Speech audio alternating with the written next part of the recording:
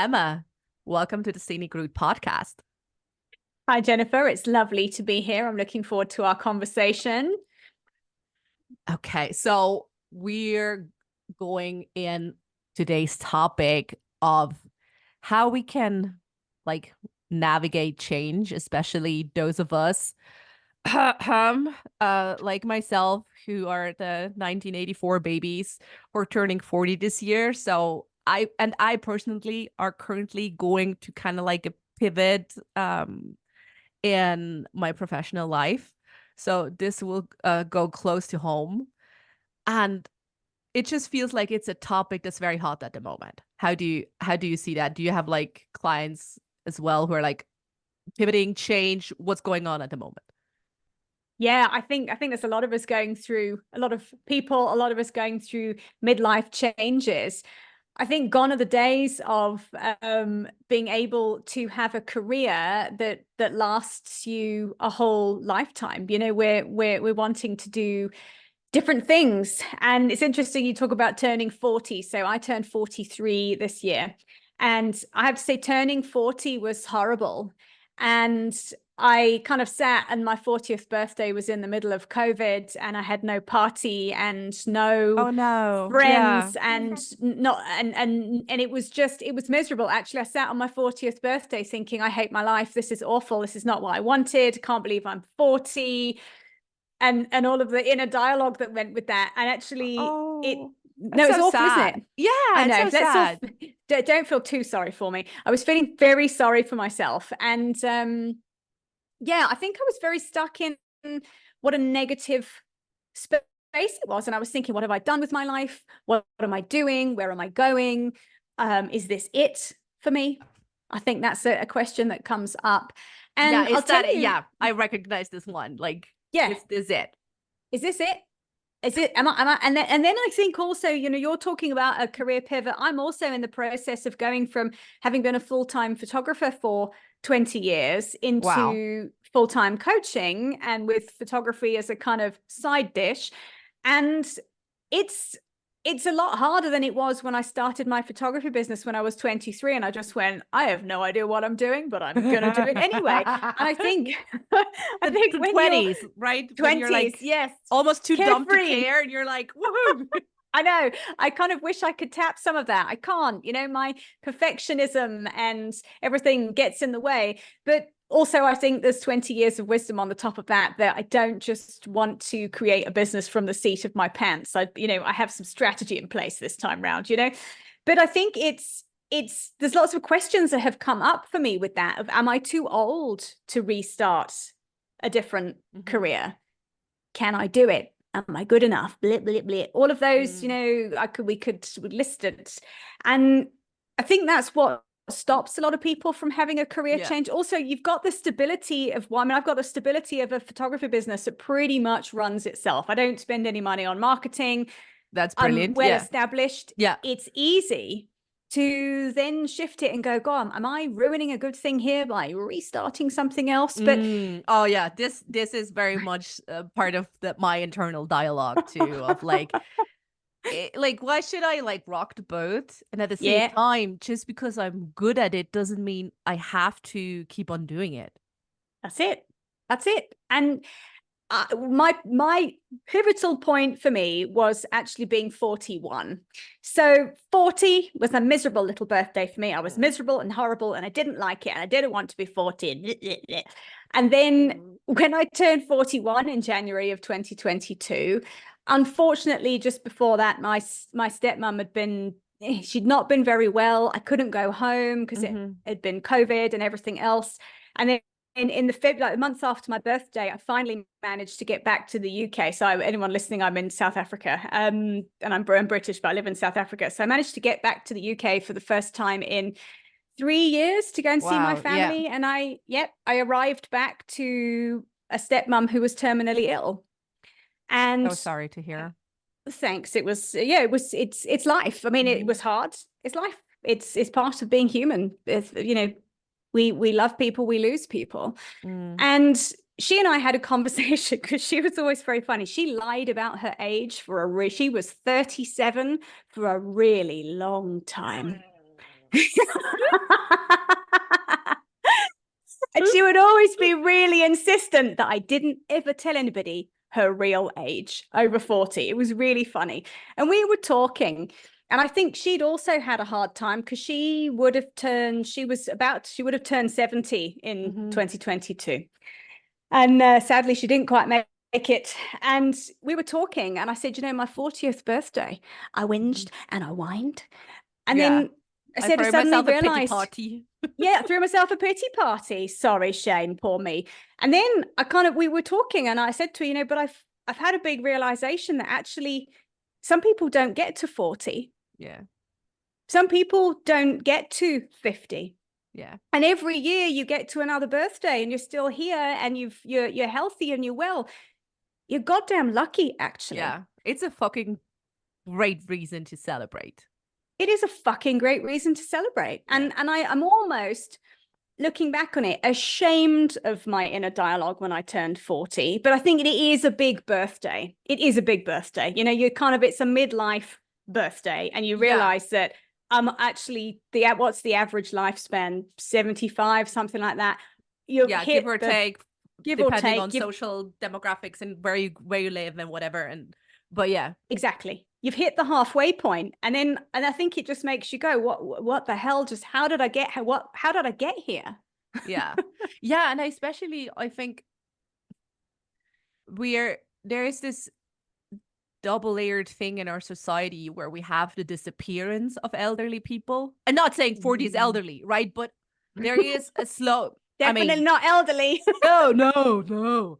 But there's a decrease of visibility once you grow older, right? We hardly see, I don't know, 70-year-olds in media. It has changed in the past couple of years a bit, but still, it's a decrease in visibility.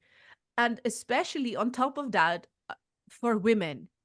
Yep. Right. This double standard of men are aging like fine wine, and women, once they're 40, they're like old hacks or something. Like, yes.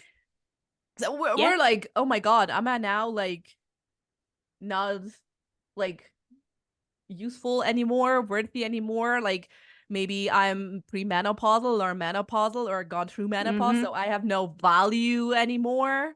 Like that's all comes into play too, at least for me. And then like, fuck that. Yeah, I think you're totally right, and it's interesting. I'll bring. I think there's a great example quite recently of Sarah Jessica Parker. I love her. Carrie Bradshaw is my style icon. I see that. I see that. You're giving me Carrie season 1 and 2, like very early, like blonde locks. Yeah, okay, seeing it. Yeah, make no excuses. There we go. And there was a picture of her, and she was out for lunch with, I think it's the producer of And Just Like That.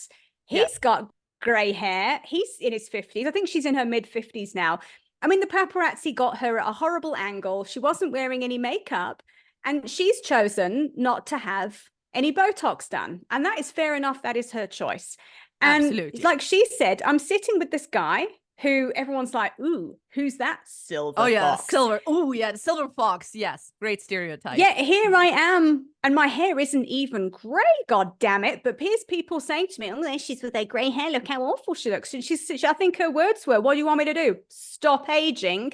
Unfortunately, I can't. And it is, and I think this is the dialogue that comes up for women with aging. Yeah. Is that you're almost not allowed to do it. Yeah. And it's interesting, right? Because we have a few very good women who hit like their greatest breakthroughs later in life. And right now comes to Julia Child comes to mind. She only had her cooking books like way in her 50s, I think.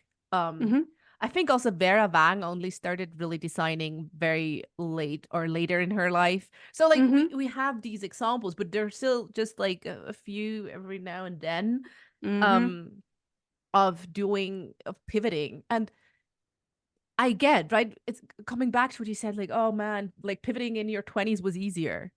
Yeah. And I'm like, yeah, no shit, Sherlock, right? Like, I mean, I don't know. I was too dumb to care. It was like I had no like real responsibilities. And now I want to pay like the bills. I want to pay like a mortgage. I want to pay like pension funds. I have a kid. I want to like feed him, dress him, like blah blah blah. So all of that at times feels like it's really weighing heavily on decisions to pivot or not pivot. Yep. Which how do you go with like, I don't know, the adulting pressure of pivoting? What do you like work through that with clients?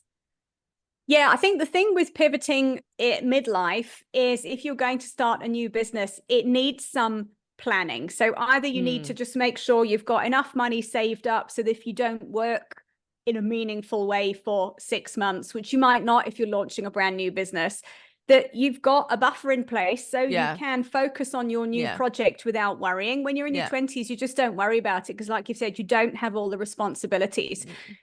And I think also there is a lot of people who are in a full-time job and then are building a business on the side, and that takes a lot of hard work. Yeah. But if you're Which able is to also like a great way, right? I mean, Yeah. I know I couldn't do the business decisions I would want to make if my back's against the wall financially.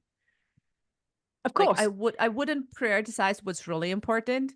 So yeah, if you work in whatever capacity in a corporate environment or whatever, if you do, I don't know, do the checkout, whatever, as long as it keeps money coming in and you giving you some space to do the things you want to do, go, right?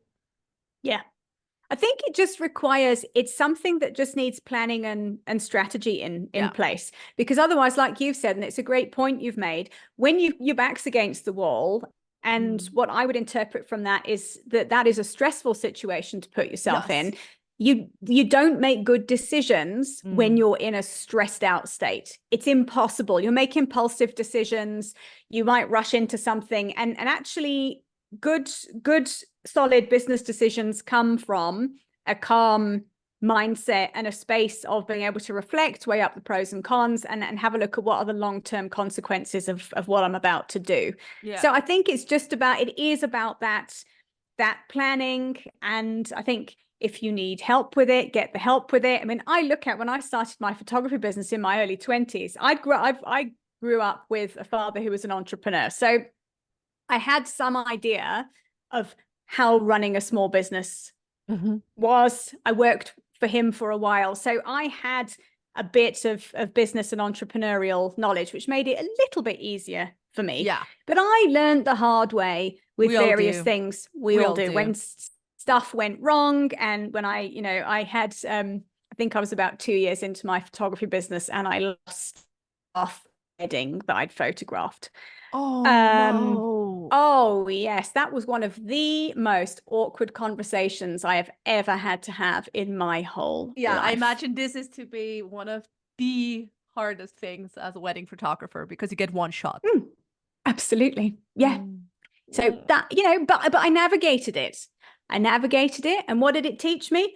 Back up, stuff up. And now to this day, I am neurotic about backing pictures up.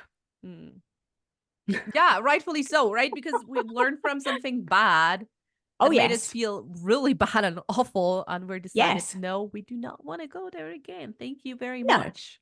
Absolutely. But had I gone at it with a little bit more wisdom and thought, it should be an obvious thing that you need to make sure you have a copy of the pictures before you wipe the memory card. But anyway, I mean, the obvious, oh God, common sense sometimes is not so common. And if you're, when you're in the trenches, I mean, this is the great thing when I coach my clients and they're like in the midst of it, right? And you just sometimes all you need is someone reflecting back at you and with like an outside perspective.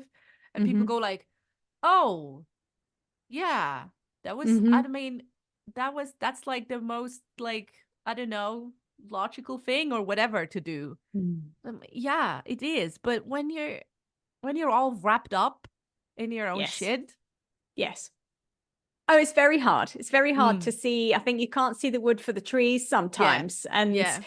you know, like you say, you need this is where having an external perspective to say, Mm, have you looked at it this way? And I'll have it with coaching clients and say, have you thought about this point of view? And mm. you just see the moment of, oh, right. Yes. And it's transformational, but you don't know what you don't know. This is very true. Yeah, and I mean, how there's only one way to figure that out. And you can figure it out by yourself, yes, but it Mm, does take longer. It does take absolutely. longer. It does take infinitely longer. Like, I'm curious. We talked about kind of like the existential fear that comes with change. Yeah. Um, but I find what is often, I mean, yes, existential fear can really keep you stuck Hmm. from approaching something. And but it that sometimes feels like, if you're sitting with yourself, that's the most obvious that comes to mind. If you're like, oh, okay, and I'm actually, well, I can have these backup plans. I'll save, I'll do slowly, I'll like, and I Hmm. mean, and if you're being honest, will you be homeless next week? For a lot of us, that will not be the case when we have Hmm. certain privilege with us.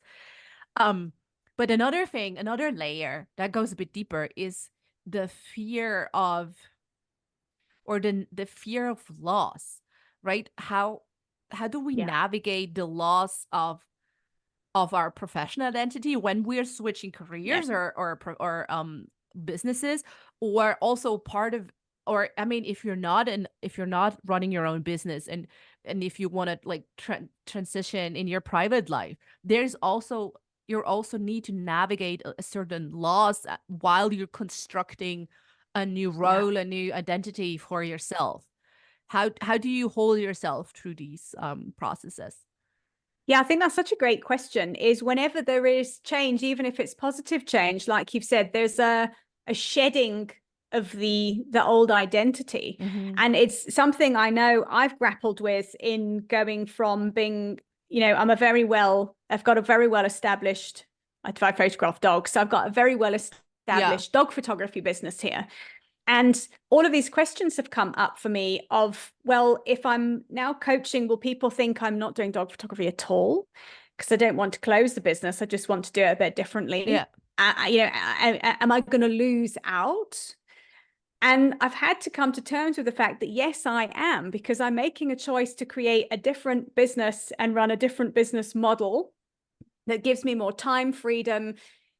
To come back to what I shared at the beginning of the loss of my stepmom, it was a really big wake up call for me. Mm-hmm. I'm on one continent, my family are on the other, my parents are on the other.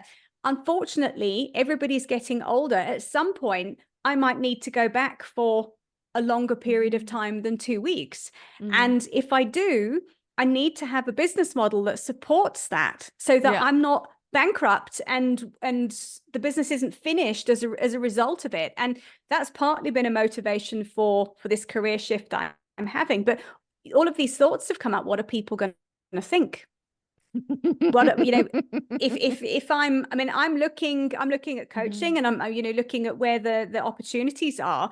I would love to get into doing some corporate coaching here of Mm-hmm. you know, stress management, communication. I'm a HeartMath coach, so it's a really powerful tool for helping teams work more cohesively. But then at the back of my mind, the little imposter goes, but what are people going to think? Because you were a dog photographer. Are they going to let you into a bank to go and Yeah. work with We all people? know that nasty voice. Oh, that nasty little voice. And it's been a case of actually sitting and going, okay, here are all the fears that are coming up for me.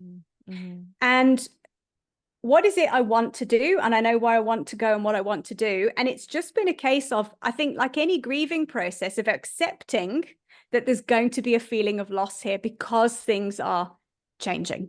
Mm. And I can either kind of be sucked in by that fear and stay doing the photography, and say, all right, I'm going to let the fear get the better of me and I'm just going to continue as I am. Or I'm going to say, all right, it's inevitable that when there's a change happening, it's going to bring up stuff for me. I'm a coach.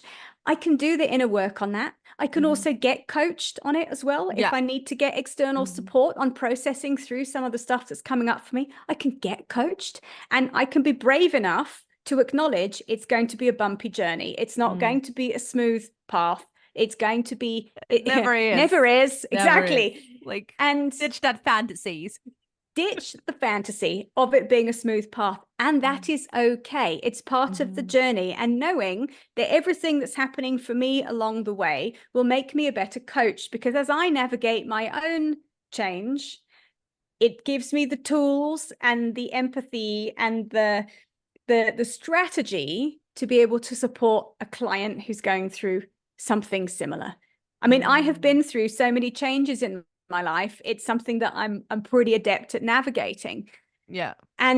But I think it is, like you've said, there's a loss, and the first bit of that is accepting that you're shedding an identity and moving into another one, and it's going to be difficult. There's going to be upheaval, and the only way out is through.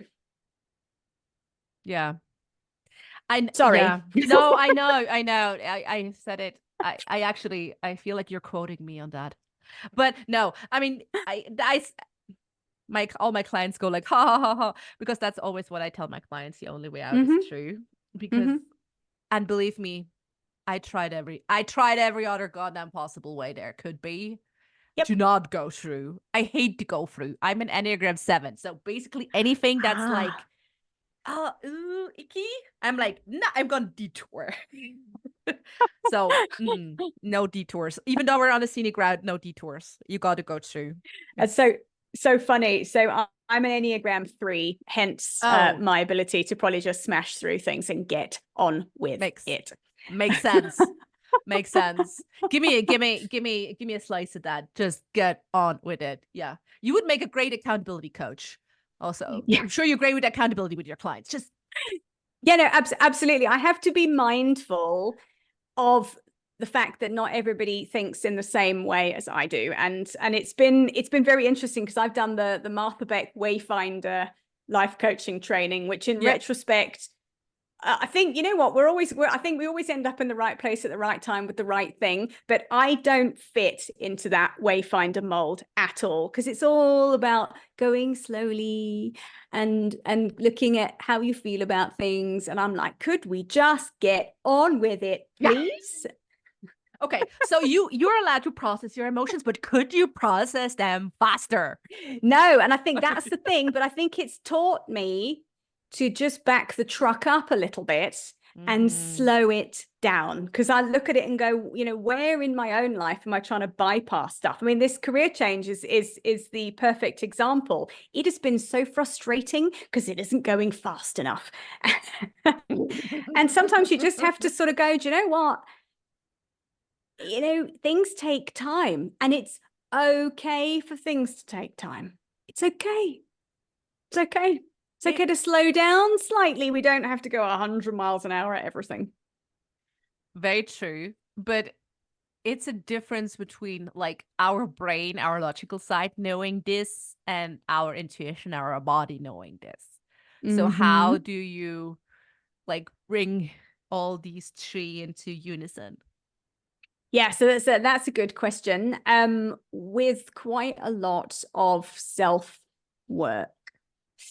Quite a lot of processing. I think for me, it's one of the things I really loved about the Martha Beck course was a lot of the body work, the somatic work, and getting into your body, and picking and getting in touch with your innate, yes, this is a good idea, no, this is not a good idea feeling, and actually really leaning into the intuition of one's own physical self, which is very, very wise. So it has been a really good exercise in slowing me down with that. And I think it's also having the awareness that of the thoughts that I'm having that are coming up, the being frustrated, this isn't going fast enough, and all of those, and just taking the time to acknowledge them and sit with them a little bit. Okay, so I'm frustrated.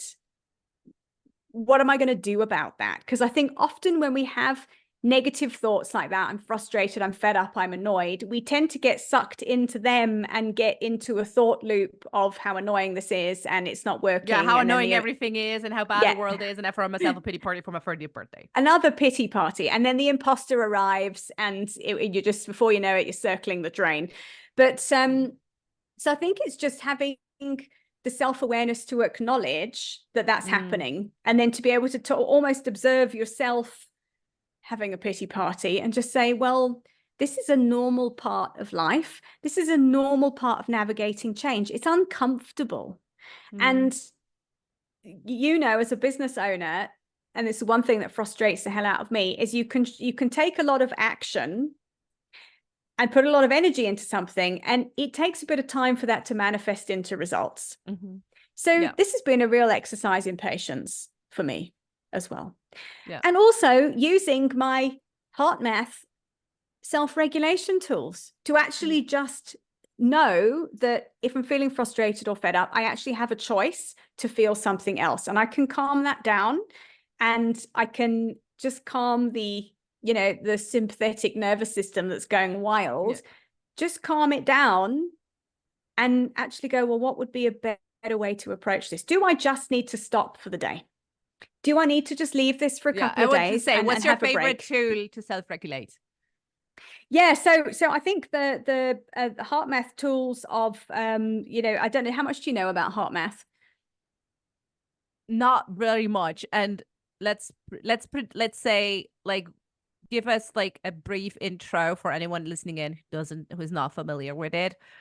I know a bit because I once had a guest on who was also a HeartMath coach, so I know a bit about it. But give us a quick intro, please. So essentially, it is about using a set of tools that HeartMath has to get you in touch with your heart's innate intelligence. So our hearts have 40,000 neurons in them. So effectively, they have as many neurons as some parts of our brain. So our hearts essentially think a little bit. And if we can tap into that, it's very useful. I mean, I would look at it, I don't know if you'd call that higher self. I've also done a couple of psychedelic plant medicine journeys, so I'm not sure that my higher self, it resides somewhere. Anyway, but it's a tapping into your innate intuition and your higher self, wherever it lives. You can talk, like, I mean, there are a gazillion different words. Pick the one that resonates for you. Correct. Exactly that. So the HeartMath tools allow you to calm your nervous system down enough that it gets it all into, so you get into mind, heart, and body coherence. So when we're calm, and this is a similar, I've just started reading up about polyvagal theory. So it pulls into that a little bit as well, because there's a bit of crossover. They're all people's interpretations of, I think, different ways of looking at systems. Take the tool or method that works with you. Try a bunch and then pick the one that works for you.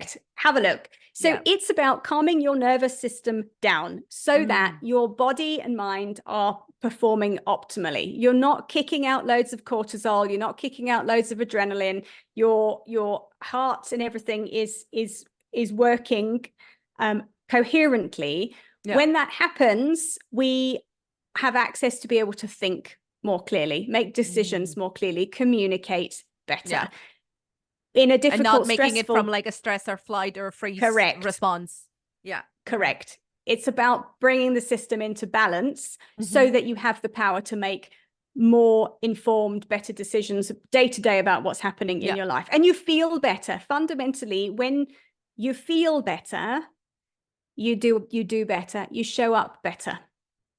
So it's a system that just helps you do that. But it's something like meditation, that it's a system that you need to use regularly on a daily basis. It's not something you can go, cool, I've done a HeartMath tool, life's going to change. It's never a one and done, right? It's never one and done. Sorry, it's not. I know. But doesn't that, like, I mean, there are days, and I mean, we're human. I think we're similar. Alma, we're both did a lot of like self work on ourselves, and we keep on doing that. we're still human. Like we don't want to like outgrow the humanness of ourselves. Mm-hmm. And there are just days where I'm like, "Ugh, why do I keep on have to do this every day?" But yeah, I hear you. I thought you would. I thought you I would. hear you. I hear you. But you know what? The more that you can use self-regulation tools, whether that's meditation, whether that is HeartMath has got a bunch of Yeah. tools. They're essentially you could I use mine as meditative practices. There's a biofeedback device you can use with HeartMath. So you can actually see what happens when you are Oh, it's choosing a interesting. positive. It's very interesting. When you're choosing a positive emotion versus when you're angry, your heart rate variability completely changes. That's their measure of coherence that they use for HeartMath. So it is a very useful tool because you can actually see moment to moment what's going on internally when you're thinking different thoughts, which is quite enlightening when you think, God, if you're angry all the time, you can see why it's very bad for you, Yeah. not only mentally but physically. So I think I'd hate to use the word self-care because it's just so overquoted, but it is about having a practice of some sort of self-care on a daily basis. Because with your running a business, you're working in corporate, you're raising children, whatever you're doing, if you don't look after yourself first and you aren't regulated and calm, you can't effectively look after everybody else that you are responsible for or have to interact with in the Yeah. best possible way. And it just leads to stress when we're not Yeah. looking And after you ourselves. running on an empty tank, and worst case, I mean burnout. Yep. Down the road. Yep. Um, yeah, this is and still when I'm kind of like looking at my circle and my like in my mind of, and I'm guilty too, like I'm in the same boat. We realize, oh, my tank is not that full at the moment, Mm-hmm. but we still go, we still Mm-hmm. give, we still keep on Mm-hmm. doing that, although we know we should rest or we should just do it something to replenish ourselves. Mm-hmm. And there are a gazillion reasons why we do the things we do, and they're individual for all of us. But how can we just stop doing that, pleasing everybody else, and like not, I mean, getting, is it a fear of if I prioritize my own needs that, I don't know, I'm being seen as a narcissist or whatever? Like, no, you won't, but how do we navigate this? I think there's quite a few layers in here. I Mm, think fundamentally, and from my own experience, if you do not learn to navigate the waters of saying no, you will end up burnt out and ill. Been there, done that. It was a yeah. very unpleasant lesson to learn. And part of the reason I became a coach was from my own experience of how powerful it was to have someone coach me at that time, because I had no I was in a heap on the floor. I knew I needed to change things, didn't know what to change. I had all the same thoughts coming up, like you've said, of what will people think? I'm going to disappoint people, etc., etc. And I wouldn't want anyone to get to the place where I got to, where you don't have a choice anymore about self-care. Mm. Because if you end up burning yourself out to the point of illness, you have to rest and Yeah, heal. your body is Your body giving will you tell very you. clear boundaries of no. That's it. That's it. And I think it's I quote it quite often when I'm talking about this. Gabor Mate's book, When the Body Says No, is a very Mm-hmm. interesting read for anybody who is listening Mm-hmm. to this and going, oh, this resonates. And he talks towards the end of the book about weighing up guilt and resentment. So, in his view, Oh. it is better to say no to somebody who asks you to do something that you don't have capacity to do, and Mm-hmm. sit with that feeling of guilt that you're left with, Mm-hmm. rather than saying yes to it because you feel you should and quietly seething with resentment. Mm. Yeah, I full-heartedly agree. Because It's easier resentment said is, than done. oh God, yes. But if, especially, I don't know. I mean, especially in my journey, I know like resentment is really one of the feelings, emotions that I experience when I am at my lowest. Yep. So that's really one of my telltale signs of like, Yes. Jen, you need to course correct. Yes. This is really, yeah. So, yeah, I'd rather not feel resentful. Yes. Yes, and I agree with you. It also for me is burnout doesn't just arrive. It leaves it leaves a set of clues along the way. Mm-hmm. It's almost like it goes, I might pop Kind in of like and visit. Hansel I'm and just gonna Greteling through your life. You're like picking up slip the a card breadcrumbs. under your door. Tried to find you today, but you weren't here. I'm gonna come back another time. And it's I'm moving address. yes, I'm yes, oh, moving do you? house. You know what? It'll hunt you down. It's very I clever. know. Oh, It's the one thing I notice if I start to get irritated by clients just asking for normal clienty things. It's my telltale sign that, Emma, there's too much on your plate here, and you need to Oh. rein this in Do because you have it's other telltale signs? yeah. So I think the irritation is a big one Mm-hmm. for me. I think starting, I feel this one. Mm. yeah, the Especially with my irritation. kid, when I get irritated at my Yes, 4-year-old for exactly. asking 4-year-old questions, then I'm like, Yes, that's it. So irritation with mm, clients, feeling like I kind of don't want to go out and do something. If I get irritated with my dogs, that's another sign where I'm thinking, I love my dogs, they're great. But if I'm yeah, thinking actually just fuck off, it's not, yeah, you know yeah. what? I don't want to be like Mm. that. And I Yes, know that something else is that's the going on thing. and You don't want to I be need to like that. adjust. Yes. No. And I think I manage that. For me, is my telltale sign now of me to go, hang on a minute, I need to switch some things out. I need to start Mm-hmm. saying no to some things. I need to do a little bit of inner work. That's generally as far as it gets these days. But Mm-hmm. when I had my full burnout, it was accompanied by feeling completely pointless, feeling really teary all the time, literally kind of just thinking, I hate my life. What the hell? And I think we have to be careful with burnout is its symptoms they cross over a lot with symptoms of depression. Very true. Yes. And I think for anybody listening, because not if you're not sure, you need to go and see a doctor. However, if you can take a moment to reflect and your plate is overly full, you're feeling very overwhelmed, and then you start to be accompanied by feelings of pointlessness and fatigue and feeling very emotional, Yeah. it's probably a sign that you need to pull a gap and take a break, and Yeah. that something needs to be changed, because you will not be able to continue like that. Well, Yeah. you'll continue into hospital.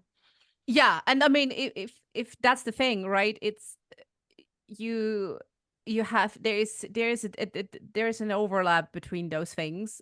And if you're currently listening and you're in a position of, I don't really sure Mm-hmm. in which like I don't know, I feel like I'm going into in either direction. There are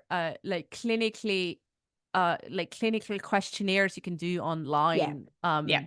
to give you an just an indication of what's going on. And yeah, you said like the little interest in doing the things you used to enjoy. I mean, Yep. that's a great indicator. For me, I would always also have, when I had my burnout, I had also like physical manifestations. I Mm-hmm. had trouble sleeping, Mm-hmm. um, or I slept like a lot, or I slept not at Mm-hmm. all. Like it was Yes. very weird. There were days when I had no appetite, or there were days when I ate everything in sight just to, I don't know, feel something or whatever. Like Yeah. it was all over the place. Like it's Yeah. not one thing. So definitely, if any of these you go like, uh-oh, yeah, don't.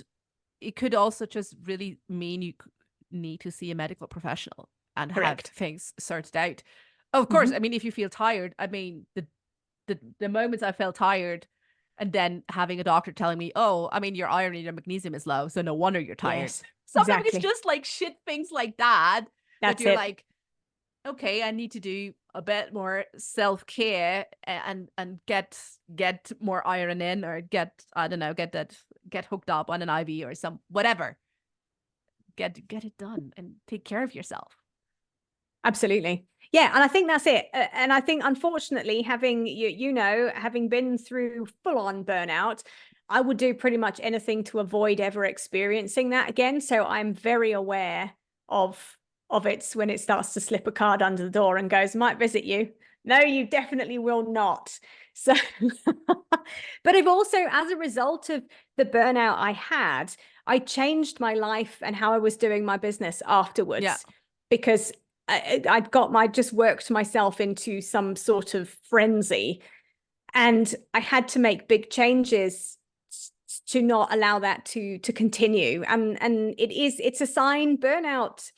I was talking to somebody yesterday who described it, who asked me, actually, the question asked was, what was the greatest gift that burnout gave you? And I thought it was such a wonderful question, because I've never really thought of it as a gift at all. And actually, in hindsight, it was a pivotal moment. It made me change my life. Yeah. It wasn't So easy. even in the deepest, didn't enjoy it. I know. I mean, could there have been a more gentler lesson, like a gentler method to learn, for you to learn this lesson, to pivot? Sure. But this was the one you apparently needed. So possibly, but told you I'm an Enneagram 3. So do we not need to go big and go hard at something? I don't know. Do you not have to have, I'm a 3, so I had to have the best burnout ever. You're such an achiever. I love this. Like, even achieved at burnout. If I get a burnout, then goddamn, I better make sure it's the best burnout there is. It was a really good one. I put myself in hospital with it. You. Congratulations. But yeah, that's yeah. I mean, yeah, I do have some achiever genes too, and the whole thing. I sometimes have, yeah. This is always comes out to play when I'm like card games and shit like that. Oh yeah. Go hard or go home. Like, no. Okay. No. You do not want to play poker with me. Like, I'm a mean bitch when I play poker. It's like, no. No. We just play for fun. No. No. Okay. No. Very, very interesting. Okay. It's funny. I'm most competitive with myself, I think.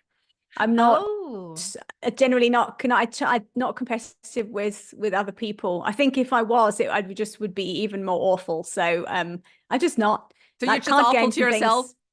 Just awful to myself. Yeah, no, totally. Part of my journey that I'm working on, yeah, and then I will play games for fun. So my favorite card game probably is Cards Against Humanity. That is like literally my love it. I mean, but there's no competitiveness there. Not really. No, not really. Oh, yes. It's best. Oh, yes. Oh, God, yes, it's the best game. Do you know, during the pandemic, I actually set up a few rounds of online Cards Against Humanity, with just with friends too, but also with random people I met online. Oh, it was great. That must have been fantastic. It was brilliant. Maybe we should bring this back. You in for an online round of Cards Against Humanity? I'm so in for a game of Cards Against Humanity. Perfect. Love it. Yay. No, seriously. We'll let you win, but that's cool. Like, so you don't get upset. Like, I can totally. No, I'm a good loser, I think. I can, like, it's Are you Whoa, sure? whoa, You just told me you dangerous, weren't. thin ice, Emma. No, I do think I'm a good loser. Uh-huh. I don't know. I hope my Okay. partner is not hearing this podcast because he will be like, but Yeah. I'm learning and ever so Hmm. growing. Of course you are. Oh, okay, Emma, like I could continue this banter for like at least another hour because it's fun. See, that's the Enneagram 7 in me. We talk hard shit, but we make it fun. Absolutely. Love it. So people are not getting bored of us talking about hard shit. Um, so listen, um, you brought us something for anyone who's listening in. You brought us something to if anyone is who's feeling like she keeps on doing the same things or nothing at all, and everything feels kind of like in a rut or stuck. Do you want to tell me quickly something about it? What people I can can. download? Yeah, so I've got a free online workshop called Seven Steps to Getting Unstuck, which you can access emmaobrien.coach.com/stuck. And it is my 7-step formula to help you get from a place of, oh, what am I doing? Don't know what to do next, to having a plan for moving forward. Sometimes the hardest thing to do when you're feeling stuck is just take the first step, because we often don't know quite which direction to go in or what step to take. Yeah, So that workshop will give you some clarity and help you get going again. that sounds great. And yes, we tend to think so much about it that we're kind of like, well, what is actually the first practical teeny tiny step I can do? So Yeah. Yeah. that surely is a super helpful resource.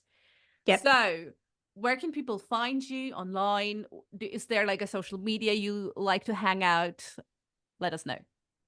So you can find me on my website, which is emmaobrien.coach.com. And then I'm on Instagram, Facebook, and TikTok at Emma O'Brien Coach, but I'm most active on Instagram. So if you want to connect with me, Instagram is the place to do it. Perfect. And sometimes there are dogs appear on there as well. So particularly Ziggy, who is I'm not allowed to have a favorite, but yeah, that's maybe Well, is the favorite dog. what breed is he? Not that I actually know anything about dogs, but Oh, I have got 3 South African township dogs, so they look like brown street dogs. Essentially. I'm sure there are I'm people listening in who have who can picture what those dogs look like. I cannot, but I'm happy for you. medium-sized and brown and a bit Okay. nondescript, but what they lack in looks, they make up for in personality. Let's put it that way. That's the perfect way to end this podcast.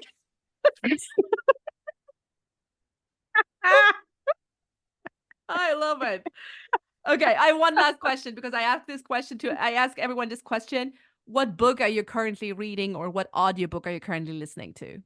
Oh, that is a great question. So on my desk here, I like to have about 1 million books on the go. I am Yeah, there you go. reading Anchored, which is Oh. about polyvagal theory by Deb Dana. And then I'm listening to, on Audible, The Art of Impossible by Stephen Kotler.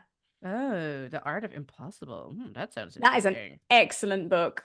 Ooh, that sounds intriguing. It goes Yeah. all on the Scenic, well, it goes into the show notes, anyone wondering. And it also goes on the Scenic Route library book Oh, recommendation.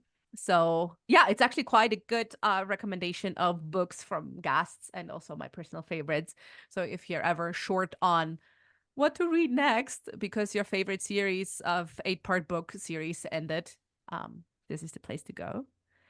excellent. So I'm going to check your library out, because I am, as you can see behind me, this is just a small cross section oh of yeah, the I books also just that I own. the books for the looks.